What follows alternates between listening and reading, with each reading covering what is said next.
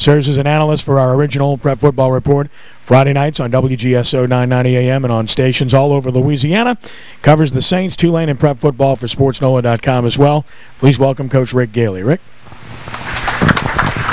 Thank you. And I've known Coach Baglio, and he can hear me, a long time. And that was the most diplomatic Coach Bags has ever been in his entire life trying to answer that. I can assure you. Things are much better when you win, aren't they? The day seems brighter, the sky's bluer, your wife looks better, your kids are listening. It's just a beautiful thing when you win. And this was a great weekend. It was a great week the week before with the Saints winning, going into their bye week. Now you might be asking, okay, no Gaille coached high school, a little bit of college, and this wing T stuff, what in the world is he doing analyzing the Saints? Well, number one, I have the time. No, this is my first year in retirement, so I have the time. The next thing I have is video, and this is one of the great things that the NFL is doing this year, that I have access not only to the TV copy, but the coaches' copies. I get the TV copy immediately after the game. So for a home game, I could be at the game, see it live, go home, see the TV copy, and then on Tuesday night or Wednesday morning get the coach's copy, where you get the all 22 high sideline and then the end zone. And if there's one thing I can do, I can analyze videotape. There's a skill to that, and being able to, it might take me a long time, and that's why my analysis doesn't come out till Wednesday, sometimes Thursday morning, because I'm trying to look for things that other people in the media aren't covering. And that's going to be my niche going forward, is being able to look at things from a coach's or a competitor's situation and try to put that in a complete sentence, as opposed to being just a media person or a media person who is an expert at putting sentences together. And in looking, and one other thing is that I do know some people in the business. I coach with Bobby April, who is a special teams coach at Philadelphia, coach with Mike Sherman, who's the offensive coordinator at Miami, and I also coach Corey Webster in high school, who we saw yesterday afternoon playing for the Giants in San Francisco. So I can always go to them to kind of smooth out the things that I'm somewhat uncertain about. So when I'm talking about the Saints today, it's going to be from a slightly different perspective than probably what you have heard from others. The first thing has to do with determining what a team's personality is, and why I really think the Saints administration has sold the team short in the way they've handled the head coaching position. You have to understand that every team has a different personality, and that can change from year to year. And we actually got a heads up on the Saints' personality last year in the 3 games where Coach Payton was incapacitated, when he got hurt in Tampa and all the way through the Rams game. And I'd asked someone on another show, do the Saints have enough leaders to be able to pull themselves through last year and becoming even more important this year? Do they have enough leaders? And the answer was, well, sure. We have Breeze and Vilma and other people like that who are leaders. What we should have discovered is that the Saints do not have a lot of leaders, but that's not bad. Think about this. What does a leader need to have? More than anything else, a leader most needs followers. If you don't have followers, then you're just going out for a walk. You cannot be a leader without followers. Here's the personality as I see it. It was discovered last year, and it has proven so this year, that why Coach Payton was effective with this group is that he could get out in front and make them follow him. They've got some pretty good followers on the team, but not leaders. Some teams you can get out in front and say, let's go, and lead them up the hill. Other teams, you got to get behind them and push them. Other teams, you can walk arm in arm with them. We're doing this together. Personality of this team is that the leader needs to be out in front saying, okay, here's what we're doing, here's how we're doing it. He wasn't able to do it for those 3 games. Last year, Saints were 1-2, cost them a home playoff game. Should have been a heads up. And that's what's happened this year. Back in March, I wrote an article about where the Saints march from here. Let's see, since I'm in the media, I am now on the record, is the term that they use, that the worst thing that they could do is name an interim and then another interim and go back to an interim. That was absolutely the worst thing. That what they needed to do, I thought of it like this: if a player gets injured and is out for the season, he's almost a persona non grata. That they needed to hire, for a year, a new head coach, and he needed to be the head coach from that point forward.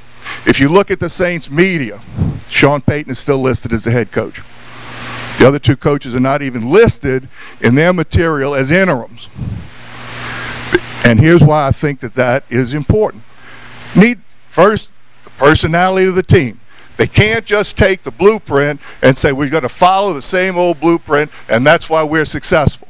If that was true, every team in the league would be successful, because all you got to do is take Bill Walsh's book, because he wrote about everything, and just do what's in the book. You have to be out front as a leader with this team to charge up the hill, and you can't change the leadership voice. Leadership has a certain voice to it.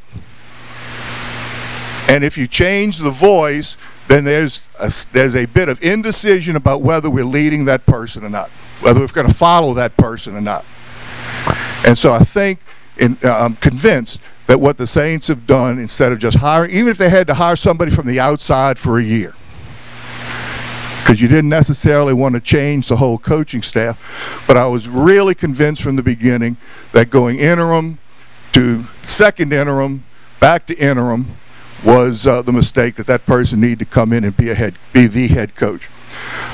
Let's hope that I'm wrong with that and the Saints correct it from here, because in a league that is built on everybody being equal, parity, call it mediocrity, the Saints at 1-4, not completely out of it, but there's a reason they're 1-4. And what I'm really concerned about is that those 4 losses came against not very good teams.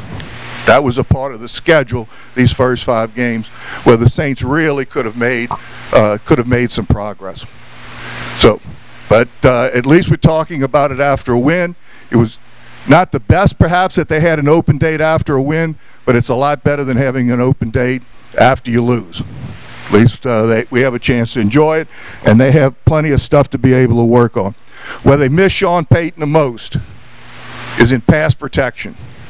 He was an expert at designing pass protections.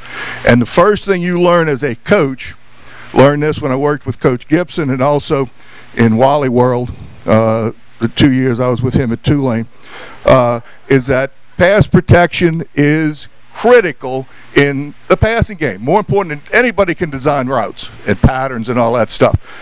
He knew how to help Bushrod, knew how to help Zach Strief with chips and other things like that he could still get receivers out in the pattern and still help those tackles, because they need help on occasion. They're playing against some really good players.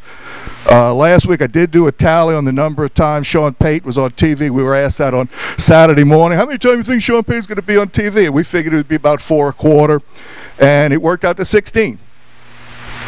See, I can analyze videotape now. 16 total, 5 in the first quarter, none in the second quarter, 3 in the third quarter, 8 in the fourth quarter.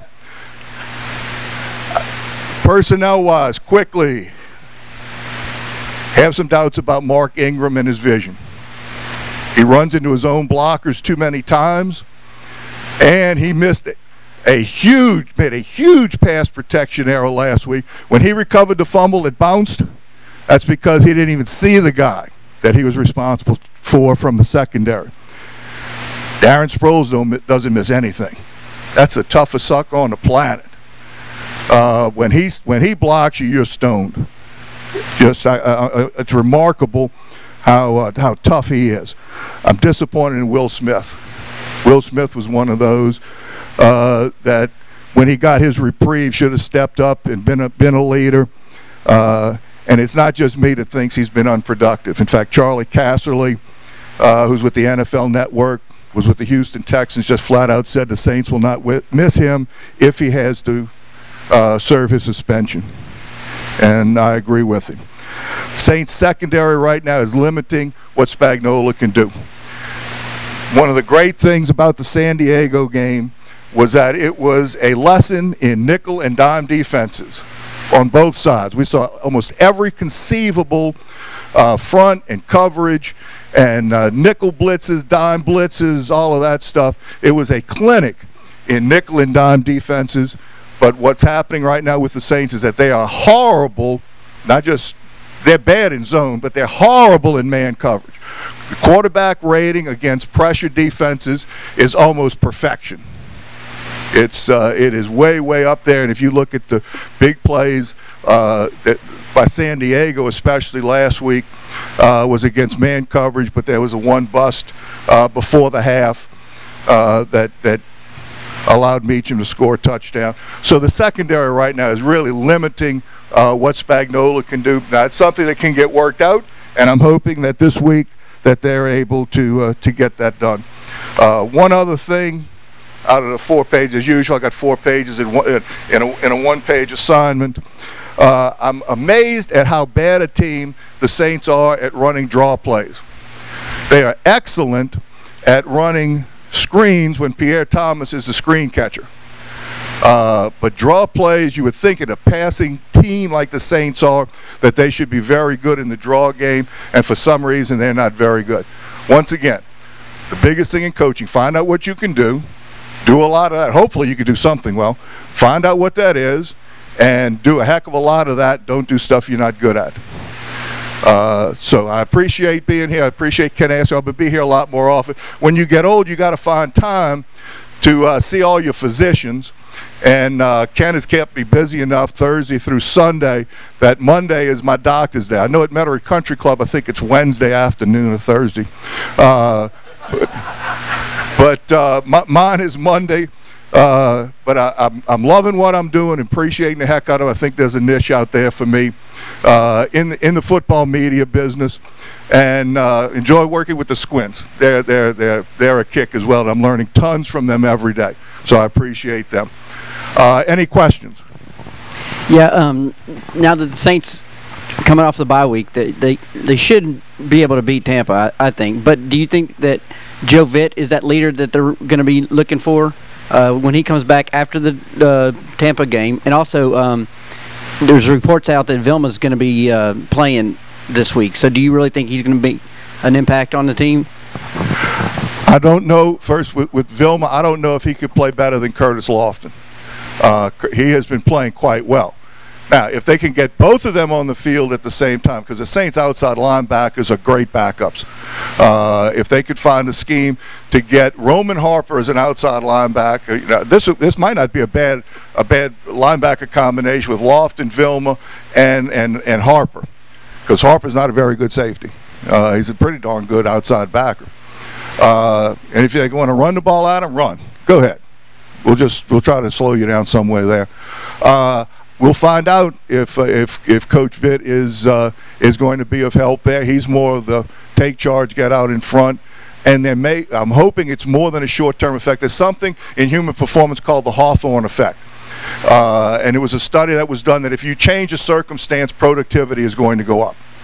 And the way they did it was that it was a workplace, and they made the lights brighter, and productivity went up, and then brighter, productivity went up, and they said, well, let's make it dimmer. When dimmer, productivity went up. So if a change sometimes can make a difference short term, whether it's going to be that way for long term, I have some question about it, because once again, he won't be the head coach.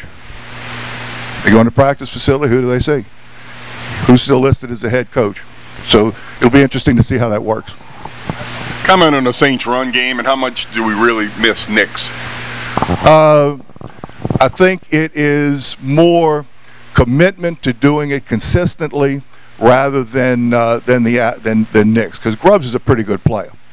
One thing I have noticed is that the Saints were a predominantly throwing team on first down under Peyton, and they ran the ball on second down. If you look at the statistics now, they're 50-50 on first down, but they're 80% on second down throwing. And it's better to throw on first down. I mean, that's kind of like a mantra. You know, first down's the best down to throw on. So I think they've kind of got that skewed that they go, okay, we got to run the ball a little bit more. Let's go on first down. Okay, well, we've done that enough. Now let's start throwing again. It's more of a commitment and getting, you know, learning once again what do the running backs do well, and putting them in those situations and making a commitment to it on any down and distance situation. He's not on the field.